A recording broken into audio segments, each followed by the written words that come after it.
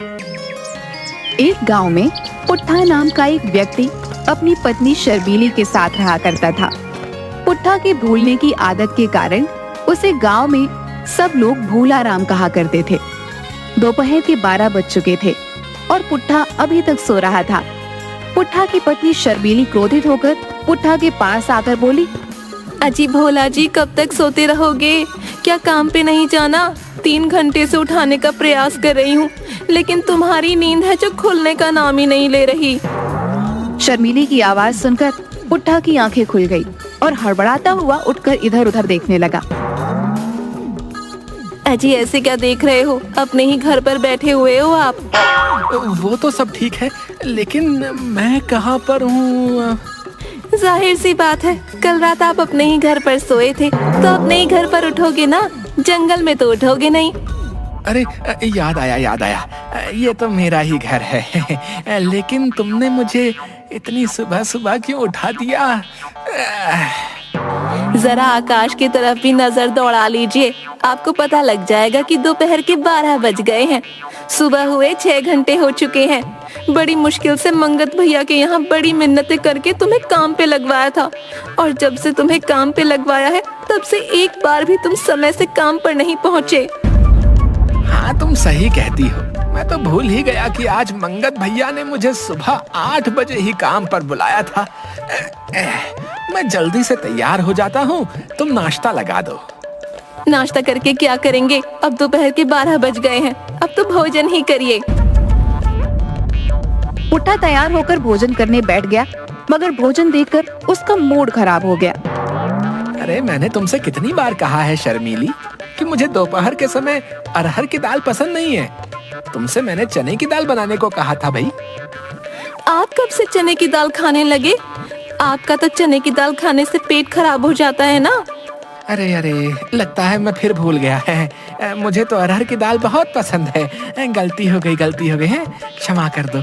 कल से मैं सुबह 8 बजे ही आ जाऊंगा मंगत लाल भैया। अरे ये क्या कह रहे हैं आप? अभी तो आप अपने घर पर ही हैं। मंगत भैया के यहाँ अभी गए ही नहीं आप।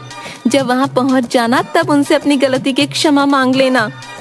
पुट्ठा खामोशी से भोजन समाप्त करते हुए अपनी पत्नी शर्मीली से बोला, दाल तुमने वाकई बहुत स्वादिष्ट बनाई है शर्मीली, हमेशा की तरह। लेकिन हमेशा की ही तरह तुम मुझे आम का अचार देना तो भूल ही गई है। अरे इस कटोरी को गौर से देखिए, आपने दाल कम और आम का अचार ज्यादा खाया है। अच्छा, ऐसी बात है। तभी मैं सोचूं कि प्याज इतना खट्टा क्यों लग रहा है। ये अचार था। ओहो। अब मुझ पर एक एहसान करेंगे आप? जल्दी से काम पे जाइए, नहीं तो भूल जाऊंगी कि आप मेरे पति हो और मैं आपकी पत्नी। पुट्ठा चुपचाप मुस्कुराता हुआ अपने घर से बाहर निकल गया। वह कुछ दूर ही पहुंचा था कि तभी गांव का मुखिया पुट्ठा की ओर देखने लगा और बोला, क्या हाल है पुट्ठा? आज सुबह सुबह ही काम पर जा रहे हो? जी मुखिया जी, मंगत भैया ने सुबह 8 बजे ही काम पर बुलाया था, इसीलिए सुबह जल्दी उठकर मैं काम पर जा रहा हूँ। आजकल उनका काम बहुत तेजी से चल रहा है। लेकिन अभी तो सुबह के 7:30 ही बजे हैं। आधे घंटे पहले क्यों जा रहे हो भाई?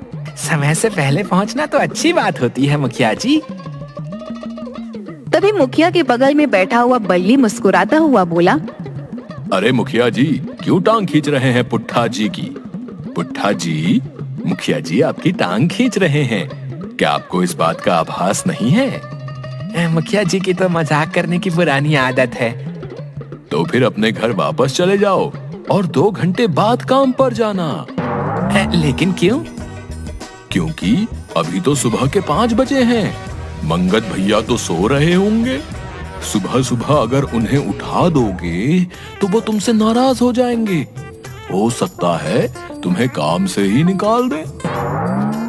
बल्ली की बात सुनकर पुट्ठा के चलते हुए कदम रुक जाते हैं और वह गहरी सोच में डूब जाता है। बहुत बहुत शुक्रिया बल्ली भैया, तुमने मुझे बचा लिया। नहीं तो मेरी पत्नी शर्मीली मुझे तो आज काम से ही निकलवा देती। हाँ, तभी मैं कहूँ कि मुझे नींद क्यों आ रही है। इतना कहकर पुट्ठा दोबारा अपने घर की ओर चला गया। मुखिया और बल्ली दोनों जोर जोर से हंसने लगे। अरे ये तूने क्या किया बल्ली? हैं? जब शर्मीली को पता लगेगा कि तूने पुट्ठे को बेवकूफ बनाकर घर भेज दिया है तो वो तेरी हड्डी पसली एक कर देगी। हाँ, अरे मैंने अपनी जिंदगी में बड़े बड़े भुलक्कड़ लोग देखे हैं, लेकिन इस पुट्ठा को तो अजीब भूलने की बीमारी है। ये तो कभी कभी रात को सुबह समझ लेता है और सुबह को रात। ऐसा नहीं है बल्ली, उस बेचारे को एक तो भूलने की बीमारी भी है और ऊपर से वो बहुत भोला भी है।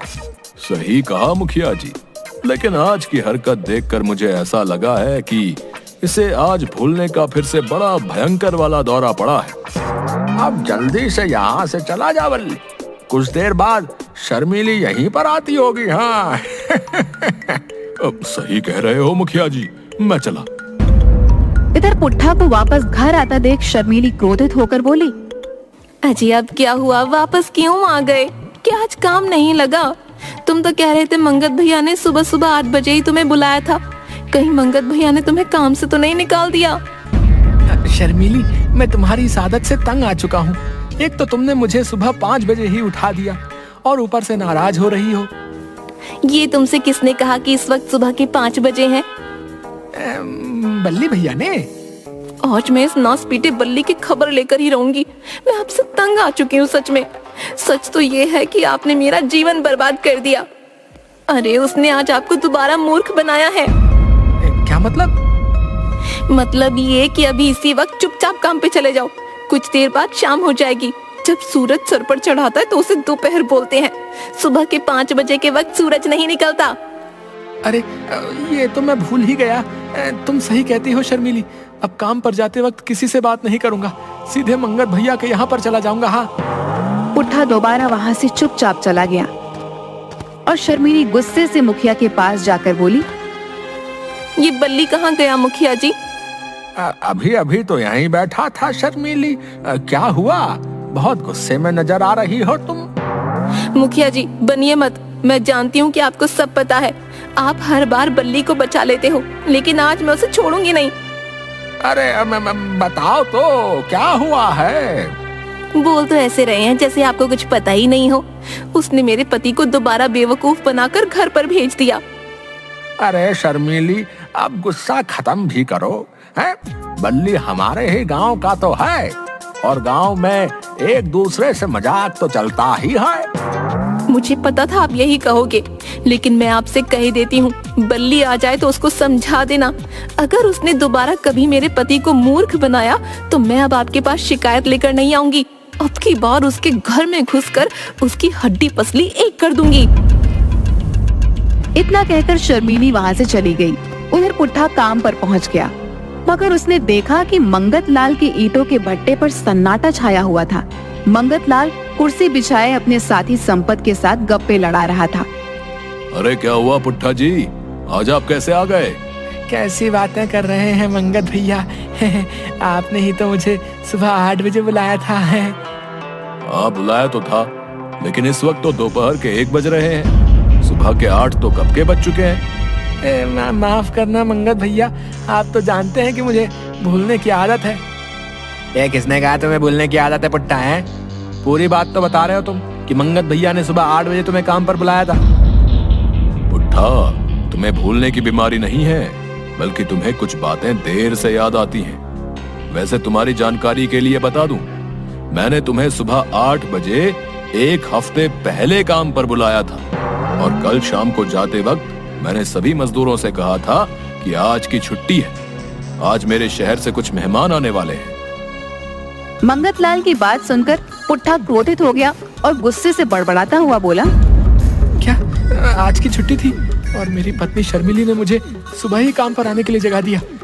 आज मैं अपनी पत्नी शर्मिली की खबर लेकर आऊंगा। अरे पुट्ठा जी, है इसमें आपकी पत्नी शर्मिली की क्या गलती है? आप तो उसे बताना ही भूल गए होंगे कि आज काम की छुट्टी है? बिल्कुल सही कहा संपत भैया, ये बात भी मैं अभी कुछ देर पहले ही भूल गया। कोई बात नहीं पुट्ठा, अब तुम घर जाओ, कल आराम से काम पर आना, मेरे मेहमान आने वाले होंगे। मंगत लाल की बात सुनकर पुट्ठा चुपचाप वहाँ से चला गया। पुट्ठा के जाते ही एक कार मंगत लाल के पास आकर रुकी। कार में से एक व्यक्ति बाहर निकलकर खड़ा हो गया। मैं तुम्हारा ही इंतजार कर रहा था यश। तुम हमारी गैंग के लिए बरसों से काम कर रहे हो मंगतलाल। इतने सालों में किसी को कोई शक नहीं हुआ कि तुम हमारी गैंग से जुड़े हुए हो। मुझे सिर्फ पैसों से मतलब है यश जी, और पैसों के लिए मैं कुछ भी कर सकता हूँ। गांव में ये शराफत का चोला ओढ़ कर रखना ही पड़ता है, नहीं तो गांव के लोग शहर वालों से ज्यादा खतरनाक होते हैं। लाठी डंडों से ही पीट पीट कर मार डालते हैं। मैं आज तुम्हारे लिए बहुत खास काम लेकर आया हूँ। तुम्हें अपने ही गांव के मुखिया को उसके परिवार सहित बम से उड़ाना है। तुम्हें इस काम के लिए 10 करोड़ मिलेंगे। क्या 10 करोड़ एक मामूली मुखिया के लिए? ऐसा क्या खास है मुखिया में? वैसे तो कोई खास बात नहीं है मुखिया में। दरअसल मुखिया की शहर में 200 बीघा जमीन पड़ी हुई थी, जिस पर काफी वर्षों से मुकदमा चल रहा था। कुछ दिन पहले मुखिया उस मुकदमे को जीत गया और मुखिया की ऑपोजिट पार्टी ने मुखिया को मुखिया के परिवार सहित मरवाने के लिए अच्छी खासी रकम पेश की है। मुखिया के मरते ही उस जमीन की दावेदार मुखिया की ऑपोजिशन पार्टी हो जाएगी। लेकिन 200 बीघा जमीन की कीमत तो करोड़ों में होगी। मुखिया की जमीन हाईवे के बगल में है मंगतलाल। उसकी कीमत करोड़ों में नहीं बल्कि अरबों में है। तुम्हें इस काम के लिए 10 करोड़ रुपए ऑफर किए गए हैं। मैं कोई कच्चा खिलाड़ी नहीं हूं यश। सिर्फ 10 करोड़ 25 करोड़ रुपए से कम मैं नहीं मानूंगा मैं। नहीं तो तुम अपना काम किसी और से करवा सकते हो। मुझे पता था मंगतलाल कि तुम एक नंबर के लालची व्यक्ति हो, और मुझे यह भी पता था कि तुम इस काम के लिए 25 करोड़ रुपए ही मांगोगे। लेकिन मत भूलो, मैं चाहता तो तुम्हें नहीं बताता कि आखिर मैटर क्या है। और तुम ये भी जानते हो कि मैं कोई भी काम करने से पहले मामले की जड़ तक पहुंचता हूं। ऐसे ही अब तक कानून की नजरों से बचता हुआ नहीं आया हूं मैं। पिछली बार शहर के सबसे बड़े बिजनेसमैन राजन कसाना के घर पर बम ब्लास्ट मैंने ही करवाए थे। आज तक पुलिस उसका सुराग नहीं लगा सकी। कॉन्फिडेंस होना अच्छी बात है मंगतलाल, लेकिन तुम अब ओवर कॉन्फिडेंट हो रहे हो। मत भूलो कि पुलिस आज भी तुम्हारे गांव की सीमा के आसपास घूमती रहती है। और वो मेरे गांव की सीमा के आसपास ही घूमती रहेगी, मुझ तक नहीं पहुंच पाएगी। मैं तुमसे बहस नहीं करना चाहता। मैं तुम्हें तुम्हारी कीमत देने को तैयार हूं। तुम्हारे अकाउंट में आज शाम को 25 करोड़ रुपए जमा कर दिए जाएंगे।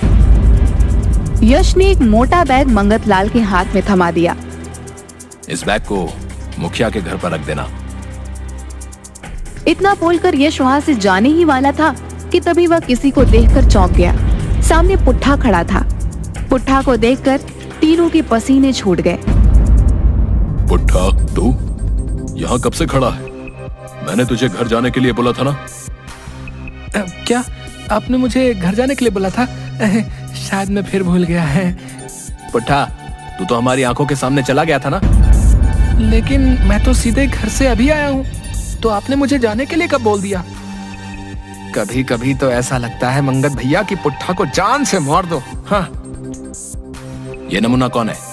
इसने तो हमारी सारी बातें सुन ली होंगी। ये हमारे लिए खतरा है। पागल मत बनो, ये मेरे ही गांव का भुलक्कड़ पुट्ठा है।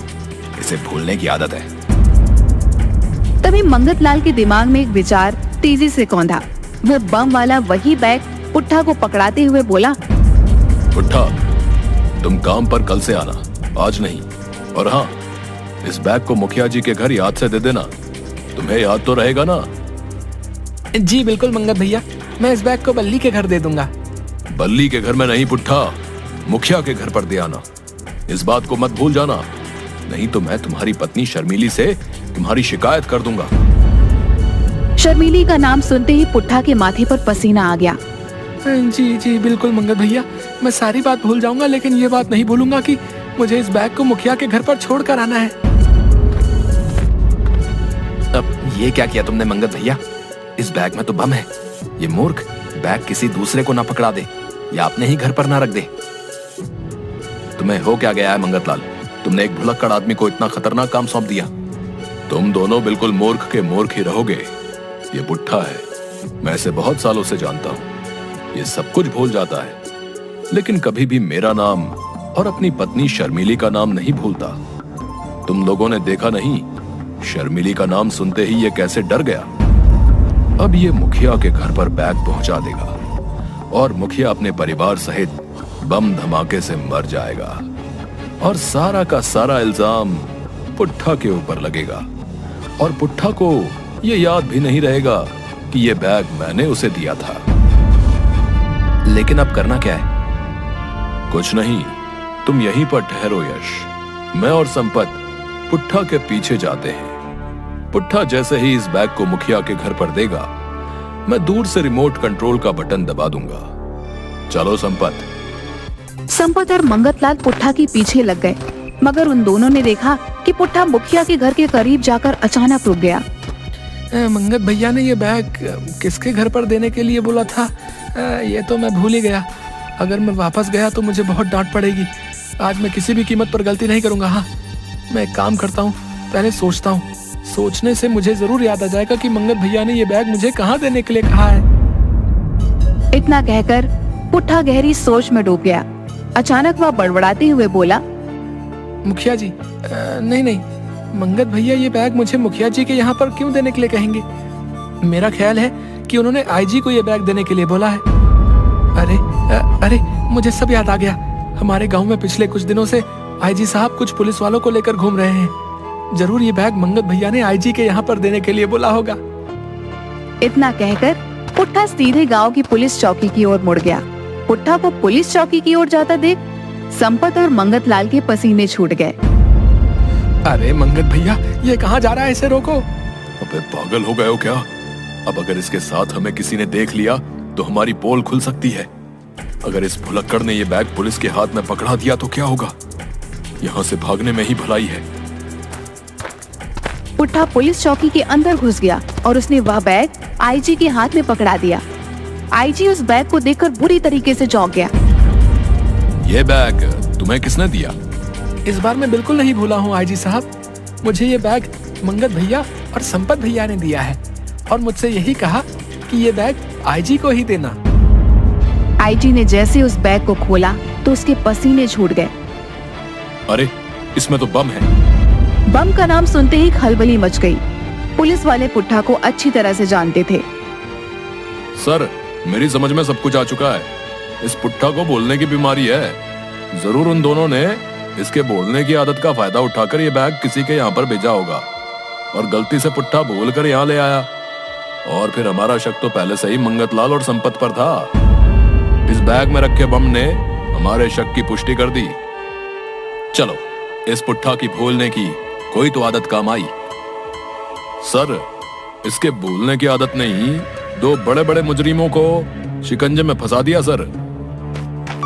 कुछ देर बाद आईजी ने पुलिस बल के साथ संपत और मंगतलाल को गिरफ्तार कर लिया। कुछ दिन बाद यश भी पकड़ा गया। आईजी ने पुट्ठा को गांव में सबके सामने सम्मानित किया और इस तरह उस समय के बहुत बड़े स्मगलर पकड़े गए और उन्हें आजीवन कारावास की सजा हो गई। और इस तरह भूलाराम की भूलने की आदत ने सबकी जान बचा दी।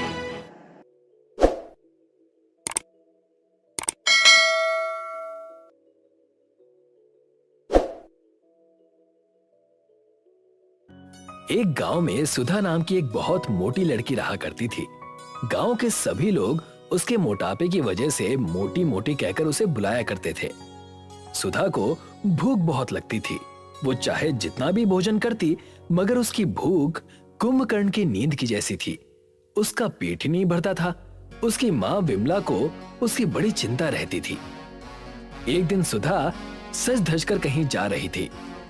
अरे, इतना सज धज के कहाँ जा रही है सुधा? आज ना तो होली है और ना ही दिवाली। क्या माँ, कभी कभी तो मैं श्रृंगार करती हूँ, अब उसमें भी आपको दिक्कत होने लगी। क्योंकि जब जब तू श्रृंगार करती है ना, तब तब मेरा दिल बैठ जाता है, ये सोचकर कि पता नहीं तू किसका बेड़ा गर्क करने जा रही है। गांव वाले तो मेरा मजाक उड़ाते ही हैं। अब तो आप भी गांव वालों के साथ साथ मिलके मेरा मजाक उड़ाने लगी। गांव वाले तेरा मजाक नहीं उड़ाते, सच कहते हैं। कितनी बार कहा है कि कम खाया कर, कम खाया कर। मजाल है कि तेरी कान पर जू भी रेंगी हो। और नतीजा ये हुआ कि तू हो गई है फूल के कुप्पा। हाँ तो क्या बुरी बात है माँ, फूल के कुप्पा ही तो हुई हूँ ना, सूख के छुहारा तो नहीं हुई। मुझे ऐसी लड़कियां बिल्कुल भी पसंद नहीं है कि जरा सी हवा चले और उसमें वो उड़ जाए।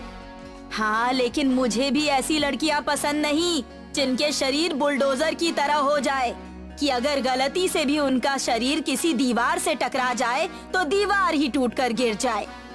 मैं जा रही हूँ माँ, घर आकर बात करूँगी।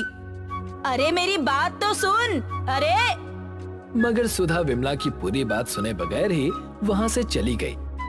इधर सुमन का घर जगमगा रहा था। बारात आ चुकी थी। सुमन के पिता कन्हैया लाल दरवाजे पर अपने सभी अतिथियों का स्वागत कर रहे थे कि तभी कन्हैया लाल की नजर दूर से आई हुई सुधा पर पड़ी। कन्हैया लाल घबराते हुए तुरंत अपने बगल में खड़े नौकर छोटू से बोले, छोटू, ये मैं क्या देख रहा हूँ? क्या देख रहे हैं मालिक? और अचानक आप इतने घबरा क्यों गए? अरे वो सामने उस मुसीबत को देखा जो हमारे ही घर की ओर चली आ रही है। कन्हैया लाल के कहने पर छोटू ने जैसे ही सामने की ओर देखा तो उसके चेहरे पर भी घबराहट झलकने लगी। मालिक, मैं भी वही देख रहा हूँ जो आप देख रहे हैं। तेरा सत्यानाश हो जाए छोटू। तुझसे मैंने कहा था कि विमला देवी के घर पर शादी का कार्ड मत देना। मुझे लगता है कि तू गलती से विमला देवी के घर पर कार्ड देकर आ गया। नहीं नहीं मालिक, लगता है कि आप घबराहट में ये भूल गए हैं कि मैं आपके घर का नौकर हूँ, मालिक नहीं। अरे छोटी मालकिन की शादी के कार्ड तो आपने और बड़ी मालकिन ने स्वयं मिलकर बांटे थे। अब सही कह रहा है छोटू, लगता है कि मेरी इस बार की बदनामी तो पक्की है। मुझे डर लग रहा है कि कहीं मेरी बिटिया की शादी ही न टूट जाए। लेकिन ऐसा क्यों मालिक? अरे मूर्ख, सामने उस मोटी को नहीं देख रहा? सारे के सारे बारातियों का खाना खा जाएगी। जब बाराती भूखे लौटेंगे तो जाहिर सी बात है मैं कहीं मुंह दिखाने के काबिल नहीं रहूंगा। तभी सुधा कन्हैया लाल के करीब आकर खड़ी हो गई। नमस्ते अंकल जी, सुमन ठीक तो है ना? हाँ, बिल्कुल ठीक है सुमन। सुमन को क्या हुआ? अरे उसका अभी विवाह होने वाला है। नहीं, मैंने इसीलिए पूछा कि आपका चेहरा कुछ घबराया हुआ सा लग रहा है। सुधा, तुम्हें देखकर तो बड़े बड़े सुरमाओं के चेहरे पर पसीने छूट जाते हैं। वैसे क्या तुम बताओगी कि तुम यहाँ पर आई क्यों हो? अजीब बात है अंकल, मेरी इतनी पक्की सहेली की आज शादी है और मैं अपनी सहेली की शादी में भी ना आऊं। हाँ, लेकिन मैंने तुम्हारे घर पर शादी का कार्ड नहीं दिया था। कार्ड तो गैरों को दिया जाता है अंकल, अपनों को नहीं दिया जाता। जब माँ ने मुझे बताया कि आपने शादी का कार्ड नहीं भेजा तो मुझे बिल्कुल भी बुरा नहीं लगा, बल्कि मैंने तो यही कहा कि कन्हैया लाल जी को मैं अपना पिता मानती हूँ और बेटी क्या अपने पिता के घर ऐसे ही नहीं जा सकती? बेटी को भला कार्ड की क्या आवश्यकता? खैर वो सब छोड़िए, ये बताइए कि भोजन का इंतजाम कहाँ पर है? कन्हैया लाल मजबूरी में छोटू की ओर देखता हुआ बोला, छोटू, जाओ सुधा को बता दो कि अतिथियों के भोजन का इंतजाम हमने कहाँ किया है। छोटू सुधा को पंडाल की ओर ले गया। सुधा जमीन पर बैठ गई और छोटू की ओर देखकर बोली, जाओ जाकर जल्दी से मेरे लिए गरम गरम पूरी लेकर आओ। छोटू एक थाली में बहुत सारी सब्जी और कुछ पूरियां लेकर आया। अरे ये क्या है, सिर्फ इतनी सी पूरियां? कैसी बातें कर रही हो सुधा जी? अरे ये पूरे 3 आदमियों का खाना है, आप इसे इतनी सी पूरियां बोल रही हैं?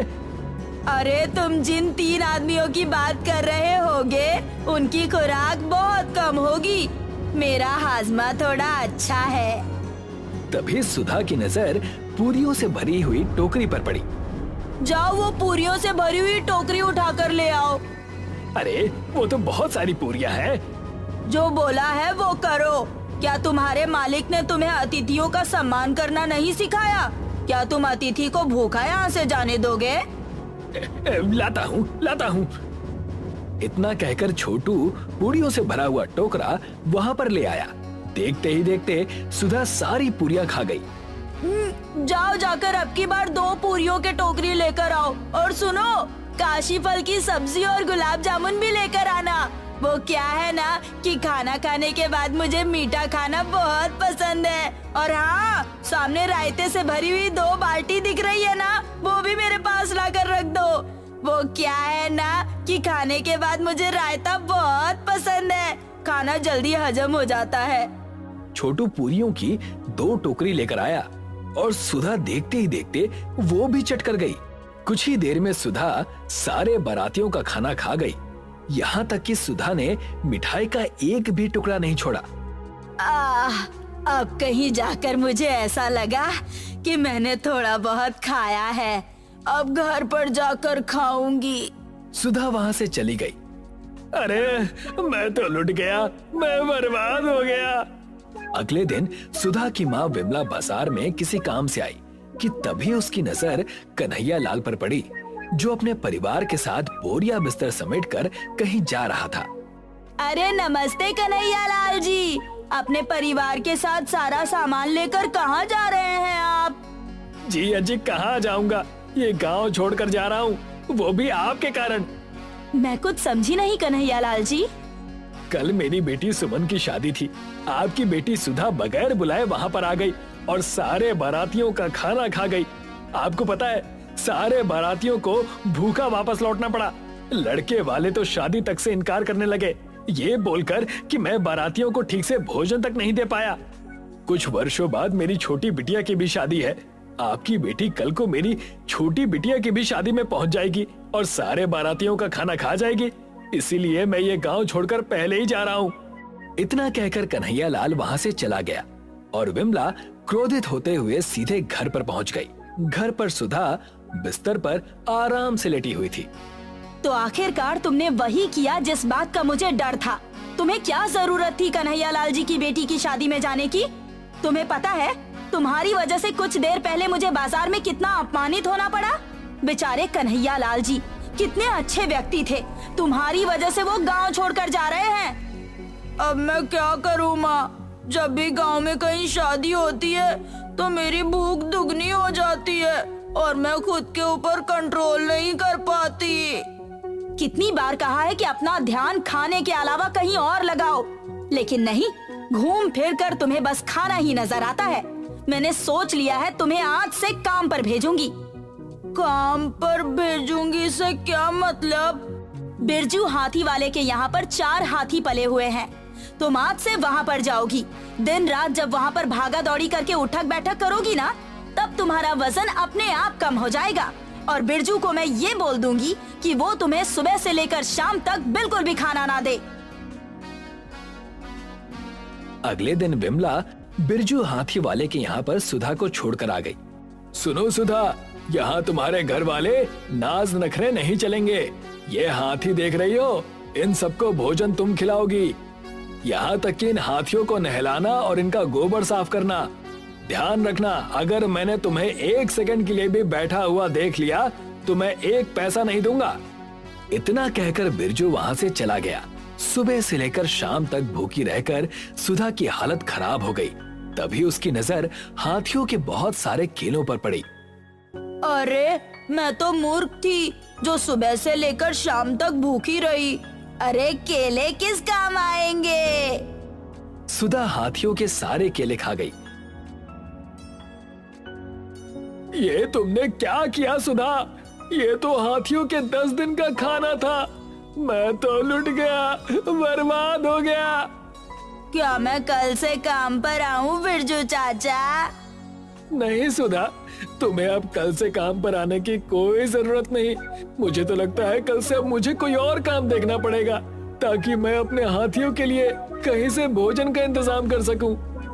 बिरजू ने सुधा को काम से निकाल दिया, बल्कि वो बेचारा तो खुद मजदूरी करके अपने हाथियों का पेट पालने में लगा हुआ था। मगर सुधा की भूख दिन ब दिन बढ़ती जा रही थी। थक हार कर विमला ने सुधा की नौकरी एक सरकारी स्कूल में लगवा दी। सुधा सरकारी स्कूल में नौकरी पर जाने लगी। सुधा, तुम्हारे बारे में तो सभी लोग जानते हैं कि तुम कितनी बड़ी भुक्खड़ हो।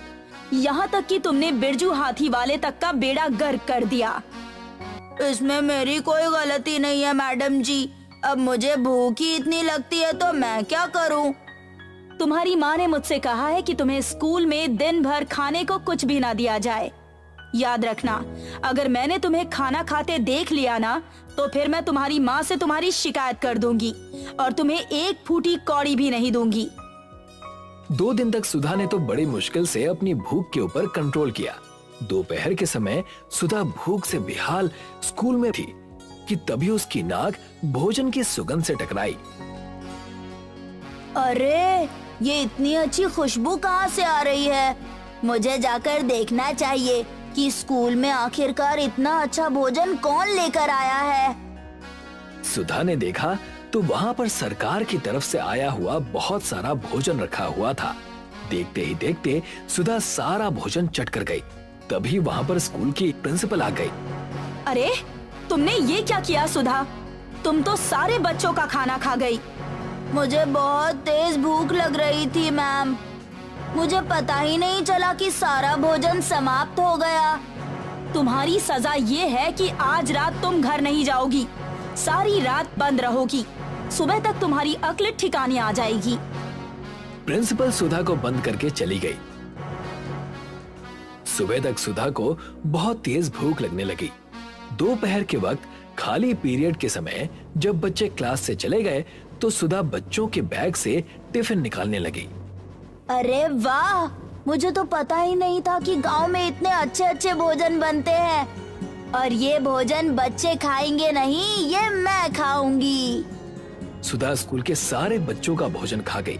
जब बच्चे इंटरवल के समय खाली टिफिन देखकर रोने लगे तब प्रिंसिपल को समझ में आ गया कि ये सब सुधा का किया धरा है।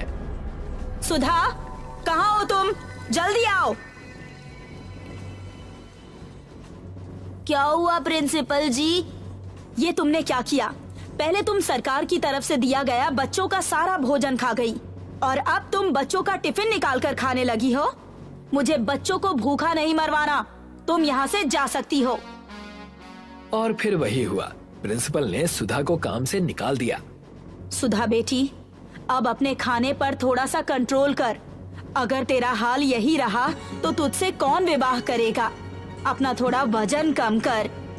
मैं अपना वजन कम नहीं कर सकती माँ। आप जानती हो कि खाना मेरी कमजोरी है। सुधा, जब तू अपना दिमाग कहीं और लगाएगी ना तो तुझे भूख बहुत कम लगेगी। मगर हमेशा की तरह सुधा ने अपनी माँ की बात पर ध्यान ही नहीं दिया और एक दिन अचानक सुधा बेहोश होकर गिर पड़ी। इत्तेफाक से उस दिन विमला के दूर के रिश्तेदार अज्जू चाचा आए हुए थे जो एक जाने माने वैद्य थे।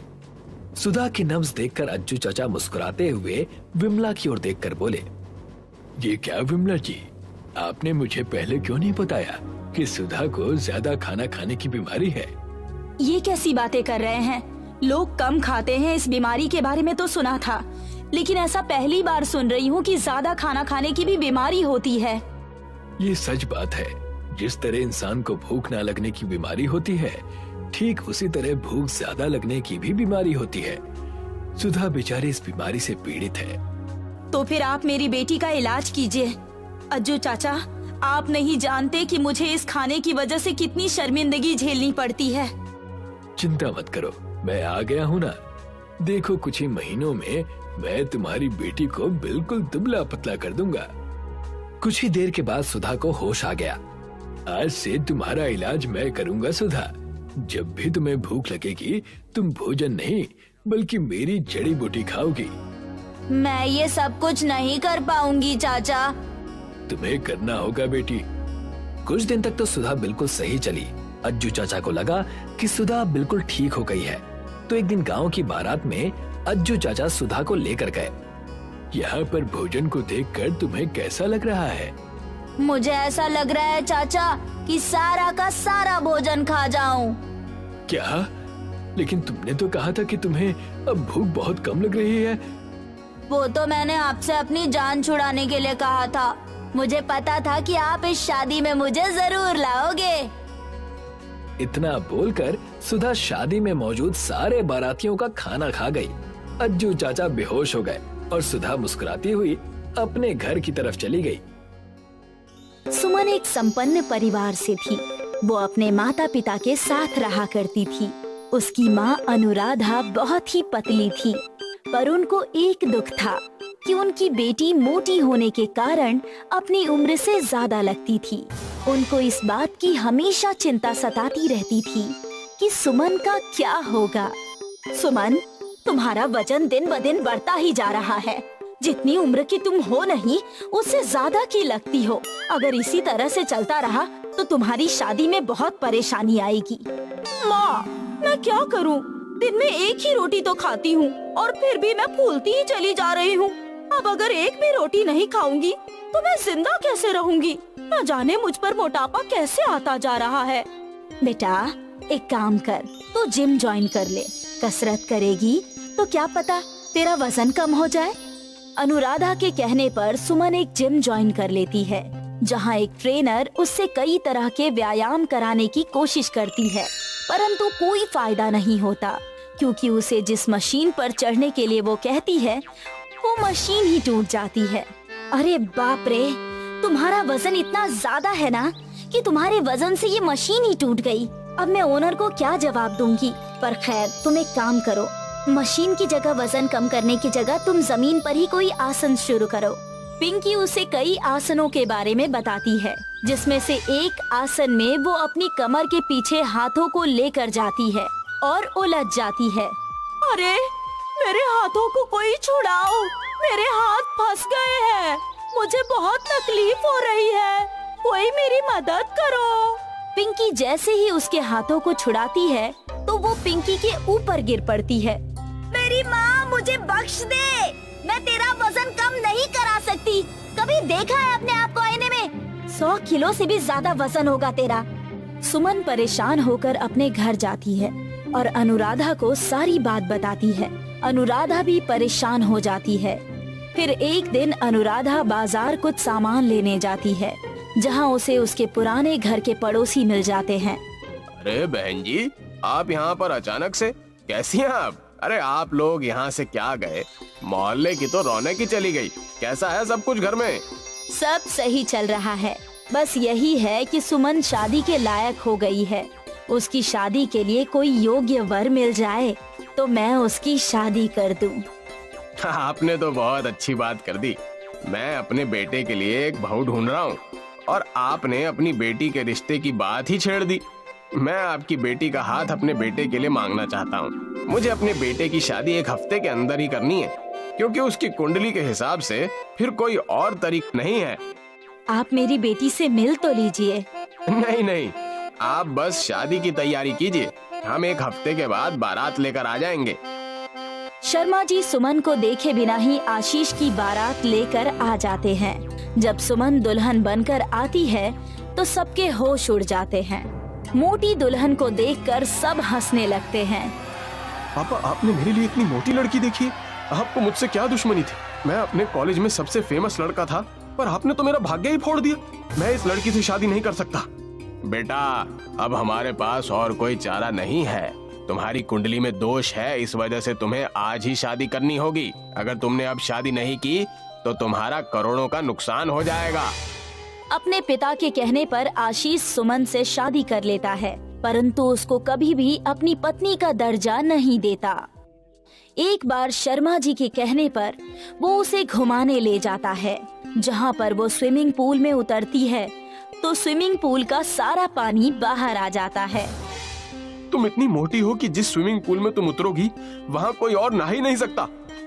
सुमन जब आशीष के साथ चलती थी तो सब उसको देखकर हंसा करते थे। एक दिन वो सोफे पर बैठती है तो सोफा टूट जाता है। ये देखकर उसको बहुत ही बुरा लगता है, इसलिए अब वो हमेशा जमीन पर ही बैठती थी। देखो सुमन, बहुत हुआ। तुम्हारा वजन इतना ज्यादा है कि मुझे तुम्हारे साथ चलने में शर्म आती है। तुम मेरे साथ मत चला करो। सुमन अपना मन मार कर रह जाती है और फिर आशीष के साथ कहीं नहीं जाती। एक दिन आशीष की कार का एक्सीडेंट हो जाता है, जिसकी वजह से उसका कारोबार में भी काफी नुकसान होता है। यहाँ तक कि घर बिकने की नौबत आ जाती है। सुमन, आशीष अब बिस्तर पर पड़ गया है, अब तुम्हें ही इस घर को चलाना होगा। माँ, भला मैं इस घर को कैसे चला सकती हूँ? हमें कभी भी हार नहीं माननी चाहिए। तुम मालपुए इतने अच्छे बनाती हो कि शादी से पहले हर कोई तुम्हारे हाथ के मालपुए खाने की इच्छा रखता था। क्यों ना तुम मालपुए बनाकर बेचो, मैं तुम्हारी उसमें मदद करूंगी। सुमन ऐसा ही करती है। जो भी कुछ थोड़ा बहुत पैसा घर में बचा होता है उससे वो सामान लेकर आती है और मालपुए बनाकर बेचती है। उसके मालपुए वाकई में बहुत ही स्वादिष्ट होते हैं। एक दिन वो दुकान पर बैठी मालपुए बेच रही होती है, तभी एक आदमी आता है। अरे सुमन बेटिया, तुम्हारे हाथ के मालपुए में तो जादू है भाई। तुम बहुत अच्छे मालपुए बनाती हो। इसके आगे तो सारी मिठाई फेल है, फेल। अरे भाई, तुम मालपुए की बात कर रहे हो? मालपुए के साथ साथ इसके हाथों की जो सब्जी है ना, वो इसमें 4 चांद लगा देती है, जिसकी वजह से मालपुओं का स्वाद और बढ़ जाता है। तभी वहाँ से एक सेठ गुजर रहा होता है। वो मालपुए की खुशबू सूंघता हुआ उधर आता है और सुमन से कहता है, अरे आप ये क्या बना रही हो? इसकी खुशबू तो बहुत दूर तक जा रही है भाई। सेठ जी, ये मालपुए हैं, खाएंगे क्या? हाँ, क्यों नहीं। जब इसकी खुशबू इतनी अच्छी है तो खाने में कैसे होंगे ये भी तो देखना होगा। हाँ, अभी देती हूँ। सेठ जब उस मालपुए को खाता है तो उसका दीवाना हो जाता है और सुमन से कहता है, मेरी बेटी की शादी है, मैं इसी तरह के अलग व्यंजन की तलाश में था। तुम्हारे हाथ के मालपुए इतने स्वादिष्ट हैं कि मैं इन्हें अपनी बेटी की शादी में शामिल करना चाहता हूँ। क्या तुम मेरी बेटी की शादी में इन्हें बनाना पसंद करोगी? सुमन की खुशी का ठिकाना नहीं रहता। सेठ उसे एडवांस देता है, जिससे वो अपना घर छुड़वा लेती है। अब सुमन के मालपुए धीरे धीरे प्रसिद्ध होने लगते हैं। दूर दूर से लोग उसके हाथ के बने मालपुए खाने आते हैं। फिर धीरे धीरे आशीष भी अपने पैरों पर खड़ा हो जाता है और सुमन का इस तरह का प्रयास देखकर वो भी बहुत खुश होता है। अब वो सुमन को तहे दिल से चाहने लगता है और वो सुमन के साथ मिलकर मालपुए का व्यापार करता है। सुमन, मुझे माफ कर दो। तुम्हारी मेहनत से ही आज मैं अपने घर में बैठा हुआ हूँ। मैंने तुम्हें बहुत भला बुरा कहा, फिर भी तुमने मेरी इतनी सेवा की और इस घर को बचाया। अब मेरी बारी है। मेरे लिए अब तुम्हारा वजन कोई मायने नहीं रखता। तुम जैसी हो मुझे पसंद हो। अब मैं इस व्यापार में तुम्हारी मदद करूंगा। सुमन ये सुनकर बहुत खुश होती है। आशीष अपनी बाहें फैला देता है और सुमन उसके गले लग जाती है।